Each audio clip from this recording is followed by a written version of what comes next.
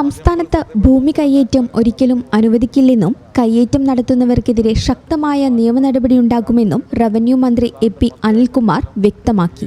വാഗമൺ, വരാടുമേട് മേഖലകളിൽ കയ്യേറിയിരുന്ന 10 ഏക്കർ സർക്കാർ ഭൂമി റവന്യൂ വകുപ്പ് തിരിച്ചുപിടിച്ചതായും ഭൂമിയിൽ സർക്കാർ ഉടമസ്ഥാവകാശം വ്യക്തമാക്കുന്ന ബോർഡുകൾ സ്ഥാപിച്ചതായും മന്ത്രി അറിയിച്ചു. ബോർഡ് ഇതിനായി 22-ാം തീയതി വെച്ചു കഴിഞ്ഞു.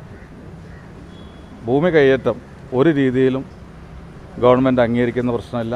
അത് ആര് കയ്യേറി കഴിഞ്ഞാലും ശക്തമായ നടപടി ഉണ്ടാവും.